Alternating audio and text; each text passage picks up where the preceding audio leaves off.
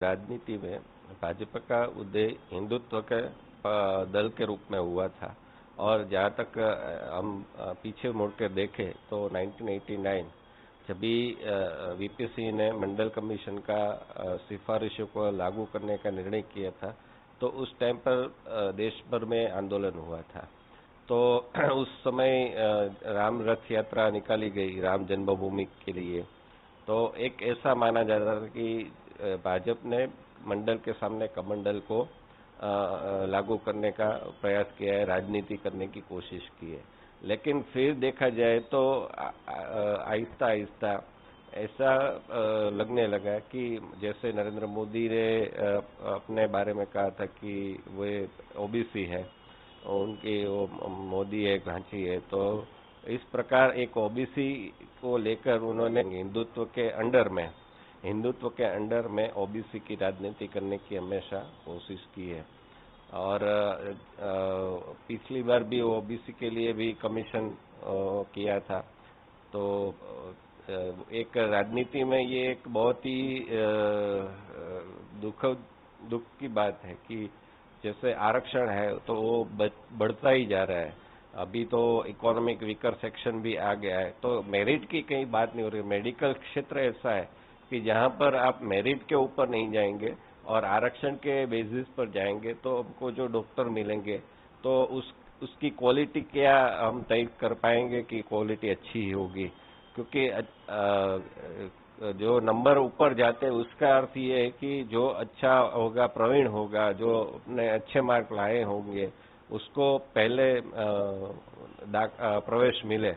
तो ऐसी बात नहीं हो रही। और राज्य के ऊपर छोड़ना, तो मुझे लगता है कि ये पुनर्विचार करना चाहिए, क्योंकि सुप्रीम कोर्ट ने भी कहा था और 50% से ज्यादा 50% प्रतिशत, तो उसके ऊपर जाना तो ये एक अच्छी बात नहीं है। और कई बार इसमें ओबीसी में ये भी आ जाता है कि मुस्लिम कम्युनिटी है या क्रिश्चियन कम्युनिटी है, उसका भी समावेश कर दिया जाता है।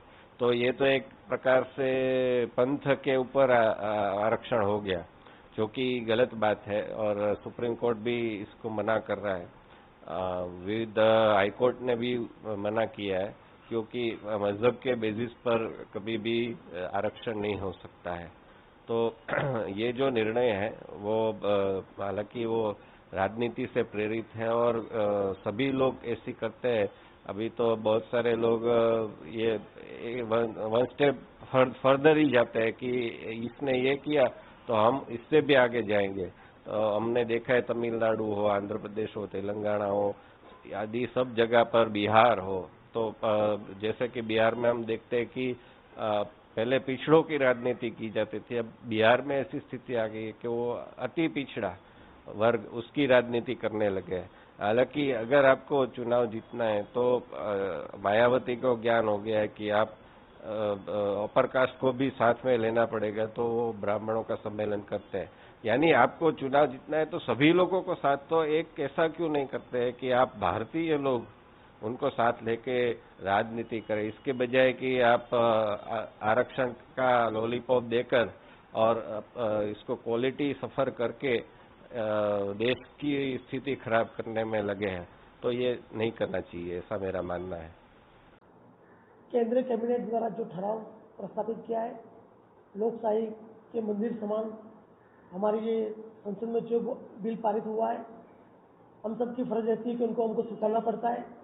पर जहाँ तक सवाल है, जो लिस्ट बन रहा है वो सही लोगों के सही मायने में अगर बनता तो ठीक है, पर कोई राजकीय हेतु के कारण या तो कोई सामाजिक भेदभाव के हिसाब से अगर ये बिल कोई राज्यों में लाया जा सकता है कि जिससे हमारी एकता पर कहीं न कहीं चोट पहुंच सकती है, ऐसे इरादे करके जो होगा तो हमें विचारना पड़ेगा। बाकी ये जो बिल पास हुआ है, हम उसे पूरी तरह से उनका सम्मान करते हैं। और ये सालों से जो मुद्दा है बहुत पेचीदा हुआ। जहाँ तक कोर्ट का सवाल है, कोर्ट ने भी संसद को बहाली दिया है, तो हम भी इस बारे में इसका सम्मान करते हैं। और इसी बात को लेके कोई प्रदेश में कोई संप्रदाय या तो कोई समाज, जाति, प्रदेश के लोगों में वर्ग विरोध ना हो सके, इसके में खास तकेदारी रखनी चाहिए।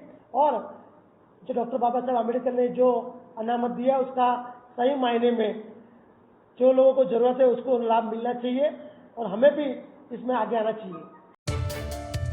સતત 24 કલાક સમાચાર જોવા માટે ડાઉનલોડ કરો ETV ભારત એપ।